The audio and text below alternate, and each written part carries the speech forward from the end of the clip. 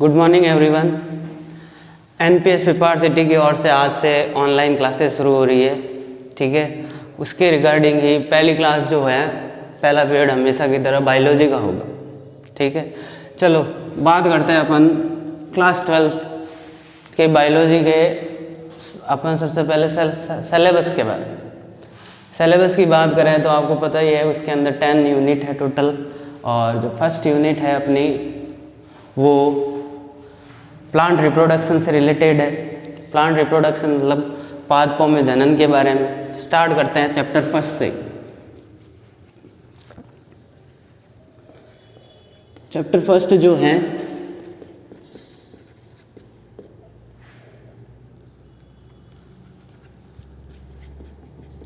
आवर्तबीजियों में जनन से संबंधित है।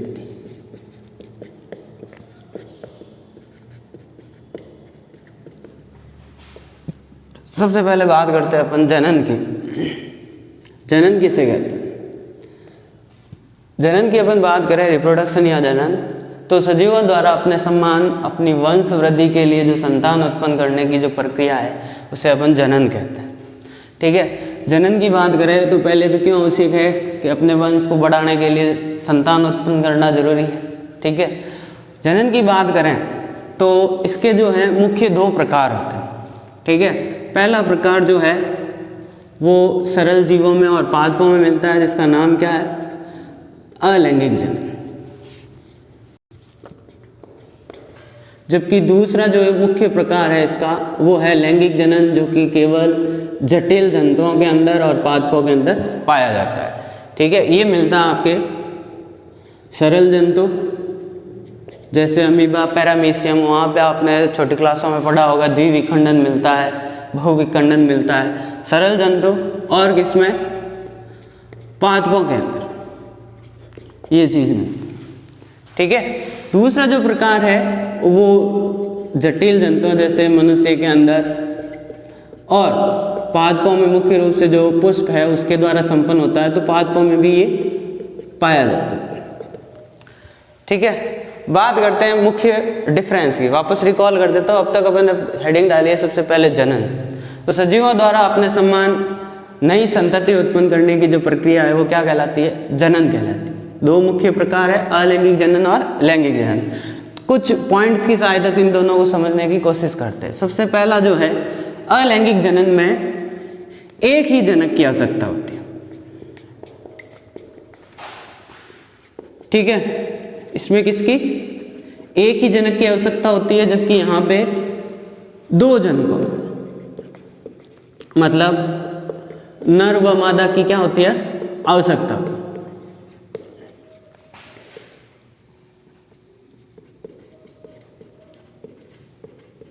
पहला डिफरेंस तो यही हो गया। इसमें एक ही जनक क्या करेगा? नई संतति को उत्पन्न करेगा। यहाँ पे दो मतलब नर और मादा मिलकर क्या करेंगे? नई संतति को उत्पन्न करेंगे। नेक्स्ट जो डिफरेंस मिलेगा, यहाँ पे जो संतति होगी, जो संतान होगी, एकदम जनक के समान। यहां जनक के समान का मतलब आनुवंशिक रूप से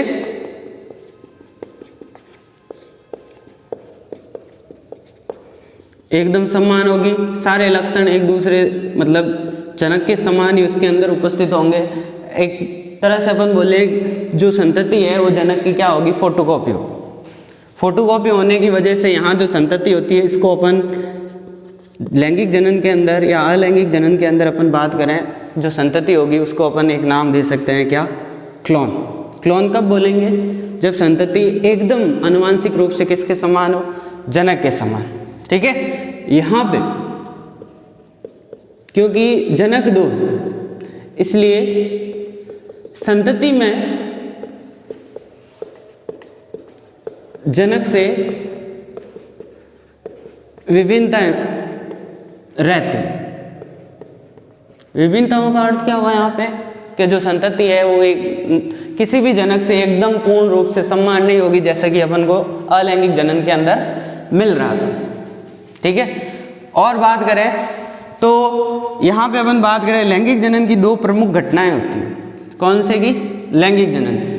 एक तो होता है युग्मकों का निर्माण,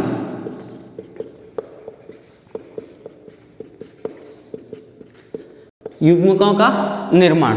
यहाँ पे युग्मकों का निर्माण जो है वो अर्धसूत्री विभाजन द्वारा होता है और बाद में यही युग्मक, नर और मादा जो युग्मक है वो सलित होती है। दूसरी घटना हो गई युग्मकों का सलियन।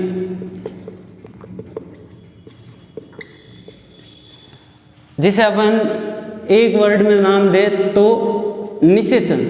ये दोनों प्रक्रियाएं किसमें, लैंगिक जनन के अंदर पाई जाती है, जबकि अलैंगिक जनन के अंदर ये चीजें नहीं मिलती। कौन कौन सी चीजें, युग्मकों का सलियन नहीं पाया जाता, ठीक है। दूसरी चीज युग्मकों का जो निर्माण है वो भी नहीं पाया जाता और युग्मकों का सलियन भी नहीं पाया जाता, ठीक है। यहाँ विभिन्नता का मतलब भी ये है कि दो अलग अलग युग्मक जुड़ेंगे, दो अलग अलग जनक से जुड़ेंगे और दोनों गुणों का समावेश एक ही संतति में होगा तो अपने आप क्या आएगी, विभिन्नता है। क्योंकि यहाँ पे जनक एक ही है और उससे बनने वाली संतति आनुवंशिक रूप से समान होगी, तो इसलिए यहाँ पे अपन ने क्या वर्ड दिया, एक क्लोन नाम दिया।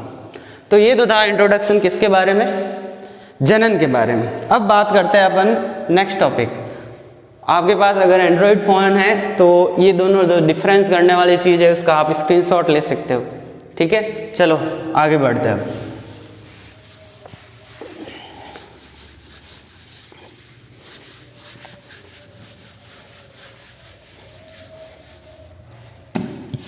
वर्ड है आवर्तबीजी। 11th क्लास में आपने 4th चैप्टर में मुख्य रूप से पढ़ा था पादपों के जो हैं वो 4 प्रभाग होते हैं, ठीक है। जिसमें आपने सबसे पहले ब्रायोफाइटा के बारे में पढ़ा, टेरिडोफाइटा के बारे में पढ़ा, एंजियोस्पर्म के बारे में पढ़ा और जिम्नोस्पर्म के बारे में पढ़ा। जो एंजियोस्पर्म या आवर्तबीजी है उसके क्या प्रमुख लक्षण थे। सबसे पहली चीज तो नाम ही आवर्तबीजी, मतलब बीज फल नामक आवरण के अंदर क्या होगा,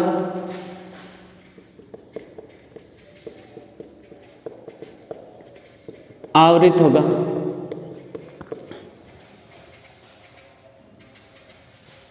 दूसरी चीज, ये पुष्प युक्त पादप होते हैं, इन्हीं में पुष्पों का निर्माण होता है। पुष्पों का मतलब क्या हुआ कि जो जननिक संरचना है, लैंगिक जनन की संरचना आवर्तबीजियों के अंदर पुष्प होता है और इससे पहले जितने भी विभाग है, चाहे ब्रायोफाइटा, टेरिडोफाइटा, जिम्नोस्पर्म ले अपन, अनावर्तबीजी ले, उनके अंदर पुष्प का निर्माण नहीं होता, ठीक है। आगे अपन बात करें इसके और क्या विशेष लक्षण है, तो 11th के अंदर एक वर्ड पढ़ा होगा आपने, द्विनिषेचन और त्रिकसलियन का पाया। जनन के बारे में अपन ने पढ़ लिया था, उसके 2 प्रकार पढ़ लिए, लैंगिक और अलैंगिक जनन, और उनमें 2 मुख्य अंतर जो थे। लैंगिक जनन की 2 प्रमुख घटनाएं थी, एक तो युग्मकों का निर्माण और दूसरा युग्मकों का सलियन। युग्मकों का निर्माण और युग्मकों का सलियन केवल लैंगिक जनन में मिलता है। ये जो 2 घटनाएं हैं वो अलैंगिक जनन में नहीं पाई जाती। अब बात करते हैं अपन आवर्तबीजी। आवर्तबीजी के बारे में आपने 11th में 3rd और 4th चैप्टर में पढ़ा था कि पादपों को अपन मुख्य रूप से 5 प्रभागों के अंदर बांटते हैं, जिसमें पहला प्रभाग था थैलोफाइटा, जिसके अंदर कवक और शैवाल आते हैं। दूसरा था ब्रायोफाइटा, जिसके अंदर सारे जल निमग्न या अपन बोले जल के अंदर पाए जाने वाले पादप थे। फिर था टेरिडोफाइट, प्रथम स्थलीय पादप जिन्हें अपन कहते हैं। फिर था अनावर्तबीजी या जिम्नोस्पर्म, जिसके अंदर बोला था बीज तो बनते हैं लेकिन वो फल द्वारा आवृत नहीं रहते। लास्ट जो है वो है आवर्तबीजी। इसे पादप जगत का सबसे आधुनिक प्रभाग भी कहा जाता है, क्योंकि इसके जो बीज है फल नामक आवरण से क्या रहते हैं, आवृत रहते हैं। तो आवर्तबीजी की कुछ विशेषताओं का वापस अपन रिकॉल कर लें। पहली चीज, नाम ही आवर्तबीजी यानी बीज फल नामक आवरण द्वारा घिरा हुआ।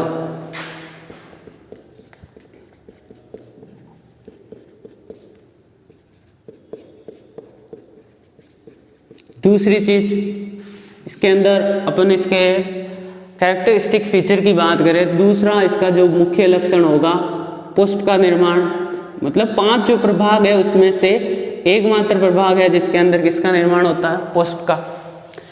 और क्या इसके प्रमुख पॉइंट है, तो आपने 4th चैप्टर 11th में पढ़ा ही होगा। इसका एक प्रमुख लक्षण था द्विनिषेचन और त्रिकसलियन। द्विनिषेचन व त्रिकसलियन, ये इसकी प्रमुख घटना थी, ठीक है। क्या था ये, पता हो, याद हो आपको तो कि भाई लैंगिक जनन के समय जब पराग कणों का अंकुरण होता है तो एक पराग नलिका बनती है, उसके अंदर 2 नर युग्मक होते हैं। एक नर युग्मक तो अंड कोशिका को निषेचित करता है, जबकि दूसरा ध्रुवीय केंद्रक को। तो संलयन की प्रक्रिया या निषेचन की प्रक्रिया 2 बार होने के कारण उसको अपन क्या नाम देते थे? द्विनिषेचन। आगे बात करें त्रिक संलयन के, जो भ्रूणपोष होता है, भ्रूण को पोषण प्रदान करने वाला ऊतक, उसके निर्माण में 3 केंद्रकों का संलयन होता है। एक केंद्रक तो नर युग्मक का और 2 केंद्रक ध्रुवीय केंद्रक के, इसलिए वहां नाम क्या आया? त्रिक संलयन।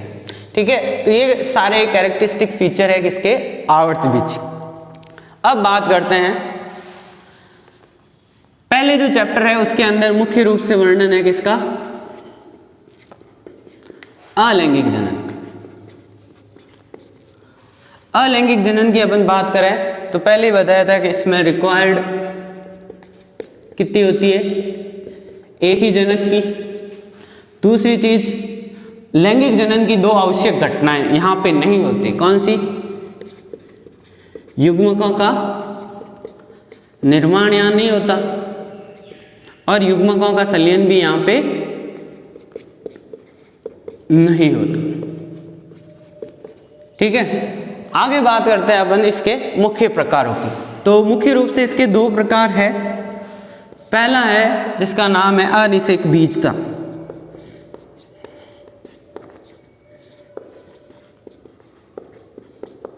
जिसे नाम देते हैं एगैमोस्पर्मी।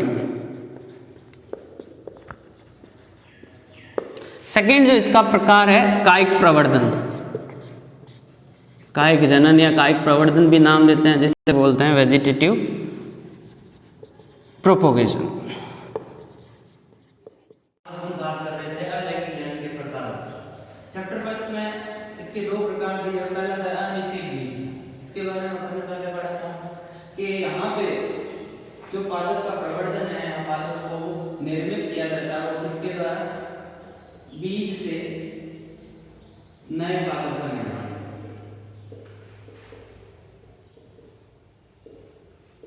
लेकिन यहाँ पे जो ये बीज होता है वो बिना निषेचन के निर्मित होना चाहिए, बिना निषेचन द्वारा निर्मित। इसका मतलब क्या होगा? अगर निषेचन द्वारा निर्मित होगा बीज और उससे अपन पादप उगाएंगे तो वो तो लैंगिक जनन कहलाता है।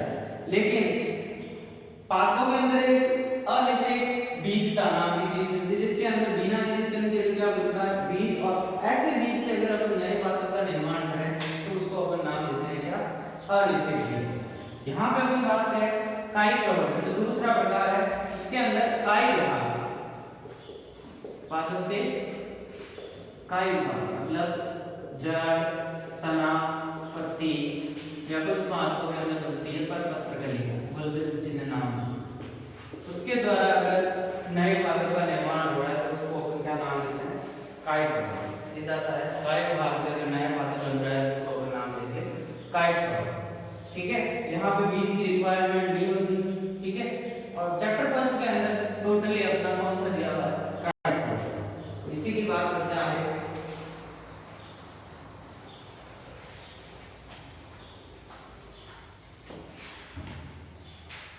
कायिक प्रवर्धन के जो है 2 मुख्य प्रकार हैं।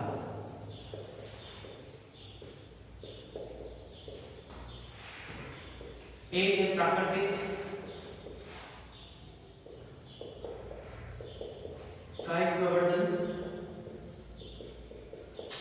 दूसरा है कृत्रिम कायिक प्रवर्धन। प्राकृतिक कायिक प्रवर्धन के अंदर जो है मुख्य रूप से पादप के विभिन्न भाग से अपने आप ही नए पादप का निर्माण, नाम है प्राकृतिक, यानी जिसके अंदर मानव का कोई योगदान नहीं होता, वो है प्राकृतिक। इसके विभिन्न प्रकारों की बात करें अपन तो इसके अंदर सबसे पहला तो है कौन सा? तने द्वारा कायिक प्रवर्धन। सीधा नाम भी बता रहा है, तने से अपन क्या बनाएंगे? नया पादप निर्मित करेंगे। तने द्वारा के अंदर भी इसके डिफरेंट तने के जो मॉडिफिकेशन होते हैं, बहुत सारे रूपांतरण होते हैं। जैसे कि सबसे पहले अपन बात करें कर्तन, जो अदरक सकल नाम का जो तने का रूपांतरण है इसमें अदरक में, इसके अंदर प्रकल से अपन क्या बनाते हैं, नया। दूसरा है कण भूमिगत तना, जैसे कि आलू, ठीक है, उसके द्वारा अपन क्या काम करते हैं, नया पादप निर्मित करते हैं। आलू के अंदर आपने देखा होगा उसकी संरचना पर ब्लैक स्पॉट्स होते हैं। वो ब्लैक स्पॉट्स जिन्हें अपन अपनी भाषा में आलू की आंखें है, वो रियल में क्या होती है, अंकुरणशील कलिकाएं। अंकुरणशील कलिकाएं, जब इन कलिकाओं को फेवरेबल कंडीशन मिलती है उस टाइम इनसे ऊपर की तरफ परो और नीचे की तरफ स्थानीय जड़ों का निर्माण होता है और इसके द्वारा ही नए पादप का क्या निर्माण, ठीक है। उसके बाद बात करें सल्ककण। सल्ककण नामक जो तने का रूपांतरण है लहसुन में मिलता है, इसके द्वारा भी कायिक प्रवर्धन संभव है। उसके बाद है गणकण। गणकण जो है वो अर्किक रूपांतरित तना होता है, ठीक है, उसके द्वारा भी नए पादप का क्या होता है, निर्माण। ये चार। इसके बाद पांचवा है अपना अंतर्भूस्थ, ठीक है, भूमि के अंदर रूपांतरित तना। छठा नंबर है ऊपरी भूस्तर। पौधे के अंदर जो कंडीशन होती है, मतलब आधा तना आधी नहीं तो कहाँ भूमि के अंदर ट्रेवल करेगा, आधी देर बाहर करेगा, ठीक है। लास्ट है कौन सा, भूस्तर, स्टोलोन। ये मिलती है आपके अंदर, मतलब कंडीशन मिलती है स्ट्रॉबेरी। ये डिफरेंट प्राकृतिक कायिक प्रवर्धन में मुख्य रूप से तने द्वारा होने वाले कायिक प्रवर्धन, ठीक है। आगे सेकंड नंबर अपन बात करें प्राकृतिक के अंदर ही, वो किसके द्वारा, जड़ के द्वारा क्या है, कायिक प्रवर्धन। इसमें प्रवर्त के रूप में कौन सा भाग उपयोग में लिया जाएगा, जड़। जड़ से क्या होगा, सीधा सा जड़ से ही अपस्थानीय जड़ और ऊपर की तरफ परोक्ष भाग बनेगा जो आगे जाके नए पादप का क्या देगा, रूप। यहाँ पे किन पादपों के अंदर मुख्य रूप से जड़ के द्वारा कायिक प्रवर्धन हो सकता है, वो है चमेली, नील। इन पादपों के अंदर मुख्य रूप से क्या होगा, जड़ के द्वारा कायिक प्रवर्धन। नेक्स्ट है तीसरा अपना पत्तियों द्वारा कायिक प्रवर्धन। कुछ पादपों की जो पत्तियां हैं उनसे भी नए पादप विकसित होते हैं। इसके अंदर मुख्य रूप से दो उदाहरण आते हैं। एक तो है कौन सा, ब्रायोफिल,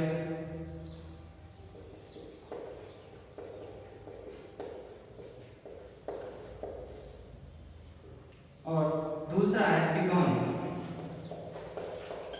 दोनों के अंदर अलग अलग कंडीशन है, तो पत्तियों में भी अलग अलग भाग नए पादप को निर्मित करते हैं। ब्रायोफिल की बात करें तो पर्ण के जो किनारे हैं, ठीक है, वहां से नए पादप निर्मित होते हैं। बिगोनिया की बात करें तो वहां पे पर्णबंध और जो शिराएं हैं उनके द्वारा क्या होता है, नए पादप का निर्माण, ठीक है। ब्रायोफिल के अंदर मुख्य रूप से आप देखो तो जो पत्ती के मार्जिन है, तट है, किनारे है, उन पर क्या मौजूद होगी, पर्णकलिका। जैसे ही पत्ती जमीन पे गिरेगी और उसको नमी जब प्राप्त होगी तो पर्ण के किनारों से क्या होगी, नए पादप का क्या होगा, निर्माण, ठीक है। यहाँ पे याद रखना ये भी पर्ण के किनारे, क्योंकि बिगोनिया की अपन बात करें तो वहां पे कंडीशन क्या होती है, मुख्य रूप से या तो पर्णरंध्र से क्या होगा, नए पादप का निर्माण, या फिर जो ये शिराएं हैं, शिराओं से क्या होगा, नए पादप का निर्माण। तो ये तीसरा आपका पत्तियों द्वारा कायिक प्रवर्धन, ठीक है। इसके बाद बात करते हैं प्राकृतिक का चौथा है जनन संरचनाओं द्वारा क्या कायिक प्रवर्धन।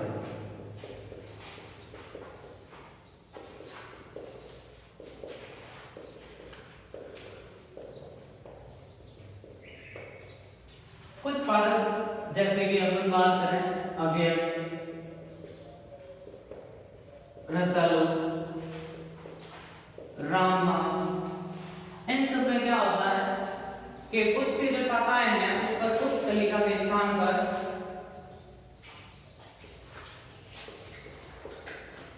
पुष्प कलिकाओं के स्थान पर विशिष्ट रचनाएं निर्मित होती है, जिन्हें हम क्या नाम देते हैं, परपत्र कलिका।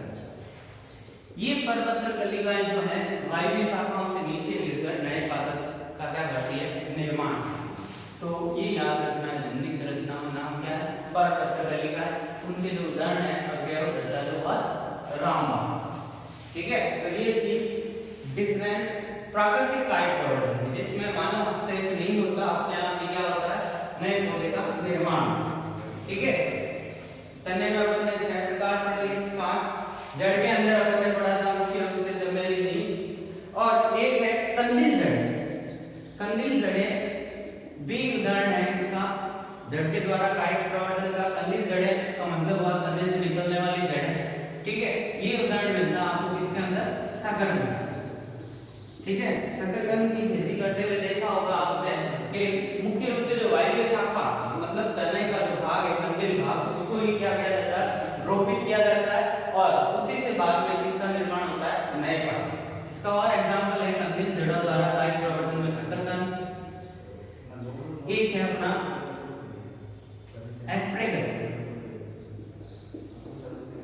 इन दोनों के अंदर कंदील जड़ों के द्वारा क्या होता है, कायिक। ठीक है, इन सबको आप नोट कर सकते हो। यहाँ से फर्स्ट, सेकंड, ये भी इसी के अंदर है। थर्ड, उसके बाद पत्तियों में, ब्रायोफिलम में पत्ती के किनारों से, भिगोने के अंदर पर्णरंध्र व सिराओं के